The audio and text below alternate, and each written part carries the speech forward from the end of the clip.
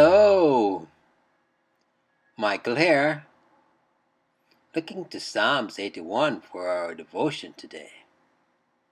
This psalm may be subtitled, "Oh, that my people would listen to me." And we're going to be focusing on the first 5 verses. But by way of introduction, Spurgeon pens, "When the bells upon the horses shall be holiness unto the Lord, then shall the juice of the grape gush forth to the accompaniment of sacred song." A psalm of Asaph. This poet here again dwells upon the history of his country. His great forte seems to be rehearsing the past in admonitory psalmody. He is the poet of the history and politics of Israel, a truly national songster, at once pious and patriotic. And by way of division, praise is called for to celebrate some memorable day, perhaps the Passover, whereupon the deliverance out of Egypt is described in Psalms 81, verse 1 to 7. Then the Lord gently chides his people for their ingratitude and pictures their happy estate had they been obedient to his commands. Let's get into reading the first 5 verses. Then, verse 1. Sing aloud unto God our strength. Make a joyful noise unto the God of Jacob. Verse 2. Take a psalm and bring hither the timbrel, the pleasant harp with the psaltery. Verse 3. Blow up the trumpet in the new moon, in the time appointed on our solemn feast days. Verse 4. For this was a statute for Israel, and a law of the God of Jacob. And verse 5. This he ordained in Joseph for a testimony when he went out through the land of Egypt, where I heard a language that I understood not. And as we get into the exposition, let's go ahead and read verse 1 again.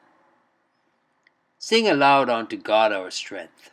Make a joyful noise unto the God of Jacob. Spurgeon exposits. Sing in tune and measure, so that the public praise may be in harmony. Sing with joyful notes and sounds melodious, aloud, for the heartiest praise is due to our good Lord. His acts of love to us speak more loudly than any of our words of gratitude can do. No dullness should ever stupefy our psalmody, or half-heartedness cause us to limp along. Sing aloud, ye debtors to sovereign grace. Your hearts are profoundly grateful. Let your voices express your thankfulness unto God our strength. The Lord was the strength of his people in delivering them out of Egypt with a high hand, and also in sustaining them in the wilderness, placing them in Canaan, preserving them from their foes, and giving them victory. To whom do men give honor but to those upon whom they rely? Therefore let us sing aloud unto our God, who is our strength and our song. Make a joyful noise unto the God of Jacob, the God of the nation, the God of their father Jacob, who extolled in happy music by the Israelitish people. Let no Christian be silent or slack in praise, for this God is our God. It is to be regretted that the niceties of modern singing frighten our congregations from joining lustily in the hymns. For our part, we delight in a full burst of praise, and had rather discover the ruggedness of a want of musical training than miss the heartiness of universal congregational song. The geniality which lifts the tune is well-bred whispers, or leaves the singing altogether to the choir, is very like a mockery of worship. The gods of Greece and Rome may be worshipped well enough with classical music, but Jehovah can only be adored with the heart, and that music is the best for his service which gives the heart most play. And verse 2 that reads, Take a psalm, and bring hither the timbrel, the pleasant harp, with the psaltery. Take a psalm, select a sacred song, and then raise it with your hearty voices, and bring hither the timbrel. Beat on your tambourines, ye damsels, let the sound be loud and inspiriting. Sound the trumpet, beat the drums. God is not to be served with misery, but with mirthful music. Sound ye then the loud timbrel, as of old ye smoked it by Egypt's dark sea. The pleasant harp with the psaltery. The timbrel for sound must be joined by the harp for sweetness, and this by other stringed instruments for variety. Let the full compass of music be holiness unto the Lord. In verse 3, blow up the trumpet in the new moon, in the time appointed on our solemn feast days. Blow up the trumpet in the new moon. Announce the sacred month, the beginning of months, when the Lord brought his people out of the house of bondage.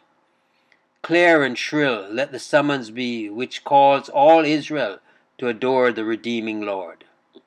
In the time appointed, on our solemn feast days, obedience is to direct our worship, not whim and sentiment. God's appointment gives a solemnity to rites and times which no ceremonial pomp or hierarchical ordinance could confer. The Jews not only observed the ordained month, but that part of the month which had been divinely set apart. The Lord's people in the olden time welcomed the times appointed for worship. Let us feel the same exaltation, and never speak of the Sabbath as though it could be other than a delight and honorable. Those who plead this message will keep such feasts as the Lord appoints, but not those which Rome or Canterbury may ordain. And verse 4 that reads, for this was a statute for Israel, and a law of the God of Jacob. For this was a statute for Israel, and a law of the God of Jacob. It was a precept binding upon all the tribes that a sacred season should be set apart to commemorate the Lord's mercy. And truly it was but the Lord's due. He had a right and a claim to such special homage. When it can be proved that the observance of Christmas, Whitsunday, and other popish festivals was ever instituted by a divine statute, we also will attend to them, but not till them. It is as much our duty to reject the traditions of men as to observe the ordinance of the Lord. We ask concerning every rite and rubric, is this a law of the God of Jacob? And if it be not clearly so, it is of no authority with us, who walk in Christian liberty. And verse 5, this he ordained in Joseph for a testimony, when he went through the land of Egypt, where I heard a language that I understood not. This he ordained in Joseph for a testimony. The nation is called Joseph, because in Egypt it would probably be known and spoken of as Joseph's family, and indeed Joseph was the foster father of the people. The Passover, which is probably here alluded to, was to be a standing memorial of the redemption from Egypt, and everything about it was intended to testify to all ages and all peoples the glory of the Lord and the deliverance of his chosen nation. When he went out through the land of Egypt, much of Egypt was traversed by the tribes in their exodus march, and in every place the feasts which they had kept during the night of Egypt's visitation would be a testimony for the Lord, who had also himself in the midnight slaughter gone forth through the land of Egypt. The once afflicted Israelites marched over the land of bondage as victors who trample down the slain. Where I had heard a language that I understood not. Surely the connection requires that we accept these words as the language of the Lord. It would be doing great violence to language if the I here should be referred to one person, and the I in the next verse to another. But how can it be imagined that the Lord should speak of a language which he understood not, seeing he knows all things, and no form of speech is incomprehensible to him? The reply is that the Lord here speaks as the God of Israel, identifying himself with his own chosen nation, and calling that an unknown tongue to himself which was unknown to them. He had never been adored by psalm or prayer in the tongue of Egypt. The Hebrew was a speech known in his sacred house, and the Egyptian was outlandish and foreign there. In strictest truth, and not merely in figure, might the Lord thus speak, since his wicked customs and idolatrous rites of Egypt were disapproved by him, and in the sense were unknown.